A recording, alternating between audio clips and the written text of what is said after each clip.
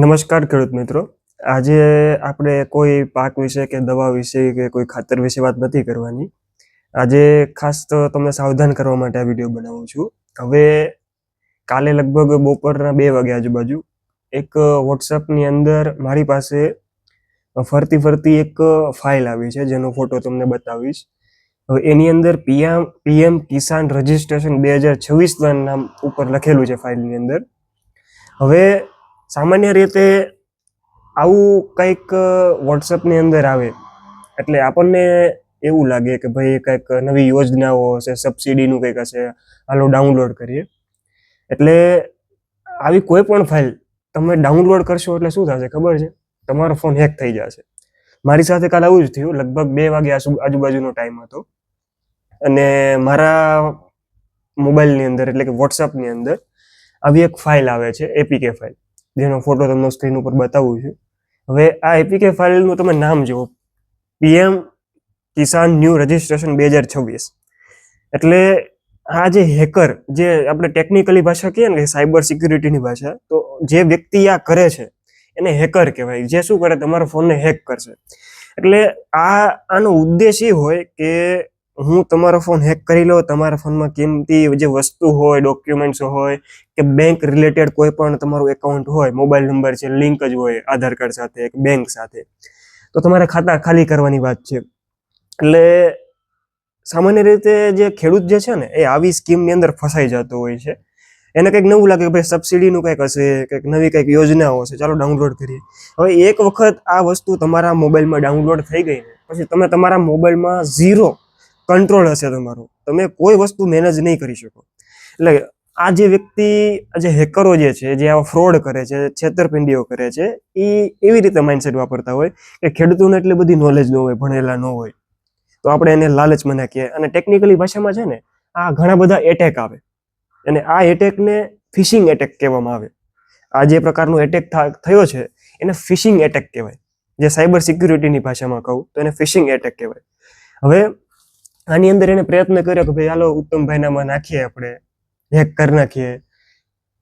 તો તમારો પ્રયત્ન ફેલ ગયો છે, કારણ કે હું સાયબર સિક્યુરિટીનો એક્સપર્ટ છું. તમે મારું એવું ક્યારેય મોબાઈલ હેક નહીં કરી શકો.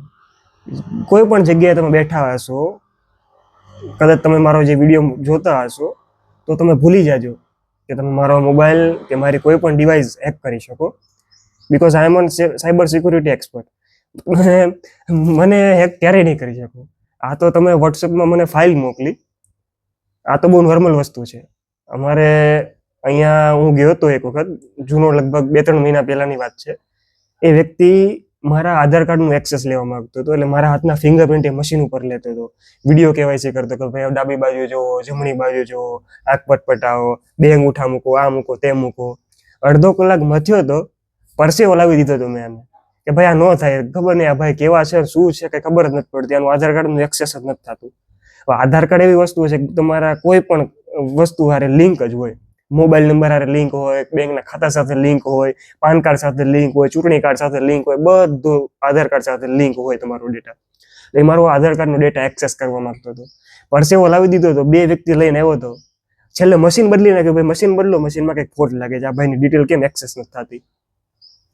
નહીં થાય ભાઈ, મુશ્કેલ છે. એટલે મારું કહેવાનું એ છે કે મારી સાથે જેટલા ખેડૂતો જોડાયેલા છે ને એનો ડેટા પણ એક્સેસ નહીં કરવા દઉં. તમારે હેકિંગ બેકિંગ કરવું હોય ને તો ધંધા બંધ કરી દેજો. જ્યાં સુધી હું છું ને ત્યાં સુધી કોઈના ડેટા હું હેક નહીં થવા દઉં. કારણ કે મારું કામ જ આ છે કે ખેડૂતોને માહિતી નથી આ બધી ઇન્ટરનેટ વગેરે વસ્તુઓની.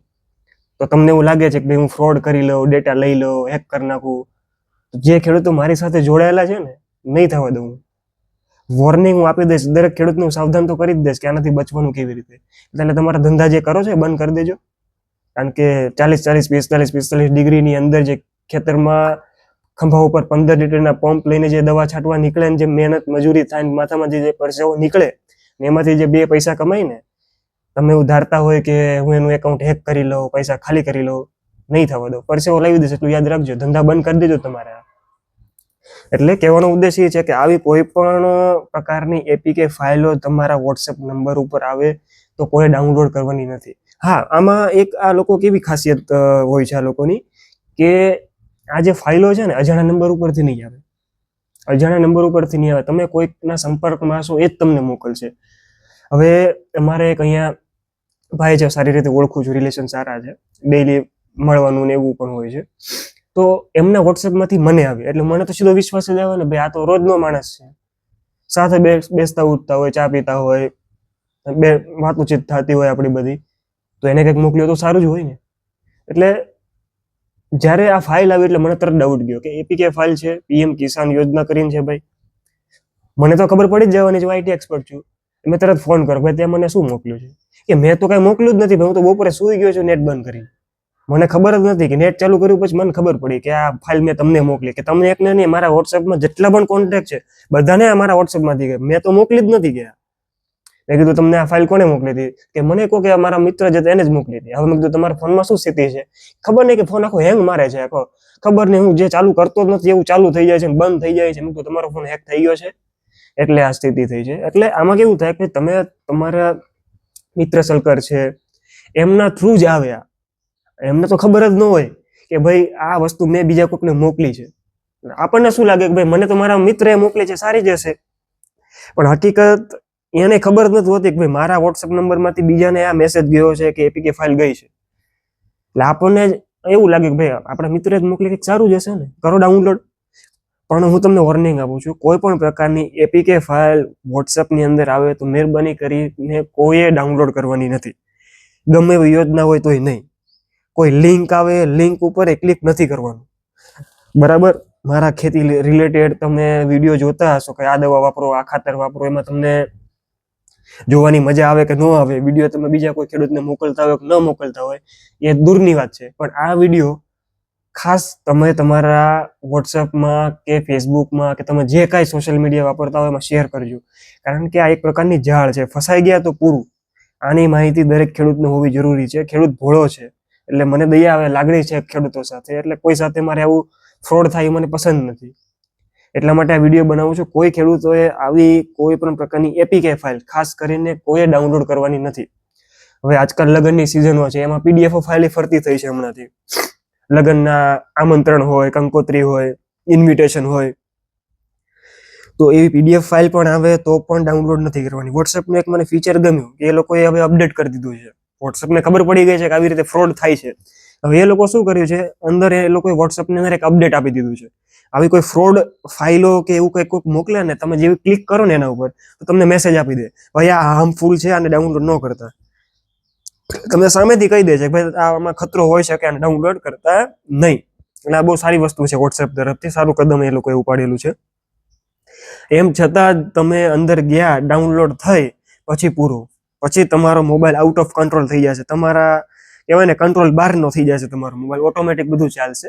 હવે કેવી રીતે આખો એટેક થાય, કેવી રીતે આખું આ નેટવર્ક ફેલાય, હવે એના ઉપર અત્યારે હું વાત નથી કરતો, કારણ કે કદાચ તમને કંટાળો આવી જશે કે આ ભાઈ ટેકનિકલ ભાષા ક્યાંથી આવી, આ બધું શું છે. ઘણાને જાણવામાં રસ હોય કે ના જાણવું જોઈએ કેવી રીતે આ બધું થાય, એપીકે ફાઇલ કેવી રીતે બને, કેવી રીતે સ્પ્રેડ થાય, કેવી રીતે ફિશિંગ એટેક થાય, કેવી રીતે આ ડેટા ચોરાય, આ બધાનો મને નોલેજ છે, કારણ કે 5 વર્ષ મેં એમાં કાઢેલા છે.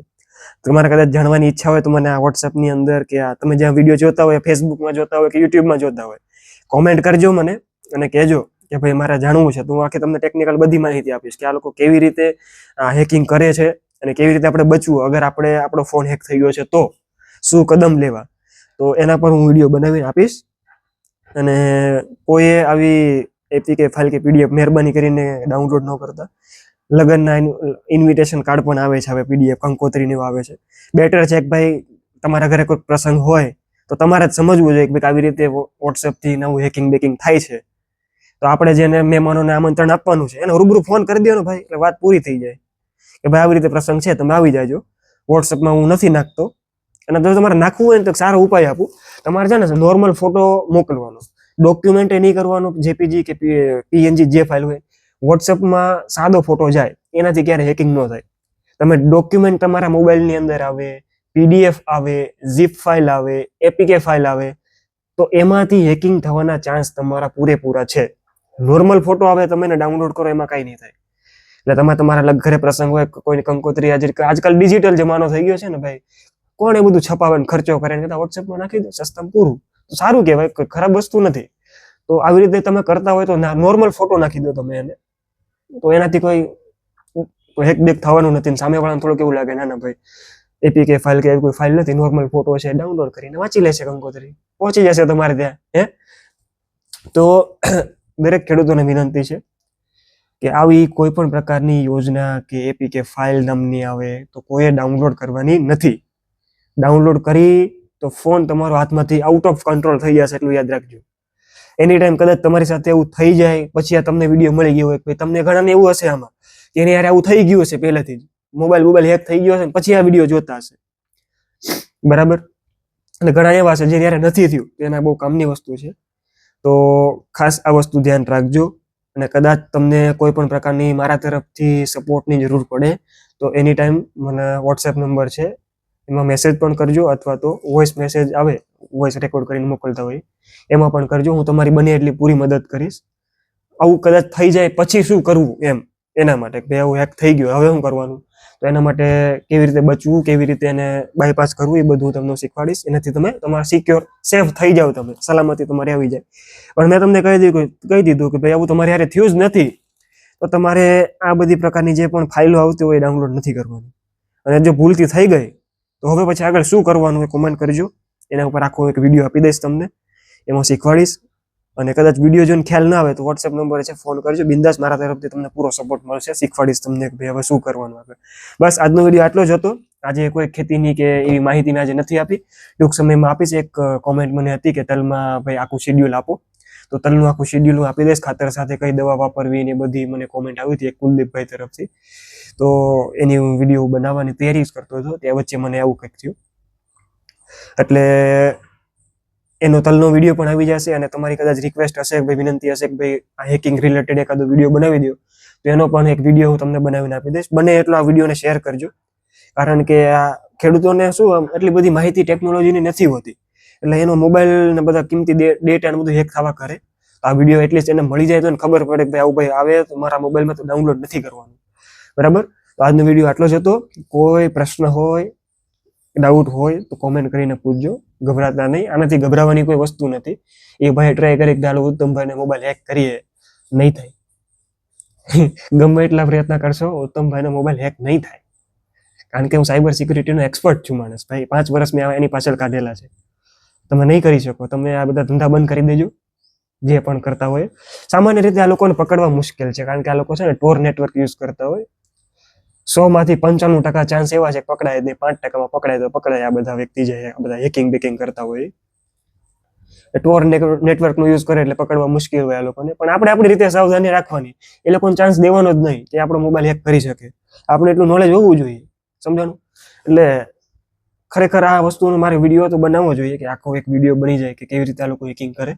સારું, તમે કહેજો, તમારો અભિપ્રાય આપજો. નકર પછી એવું થાય કે વિડીયો આખો અડધો કલાકનો બનાવી દો, પછી કોઈ જોવે જ નહીં. એટલે કે આ બધું શું બોલે, કઈ ખબર જ નથી પડતી, આપણે કામનું જ નથી. એવું ન થાય, ઓલું ભેંસ આગળ ભાગવત જેવું થઈ જાય, બરાબર. તો આજના વિડીયો પૂરતું આપણે રાખીએ આટલું. મળીશું નવા વિડીયોની અંદર.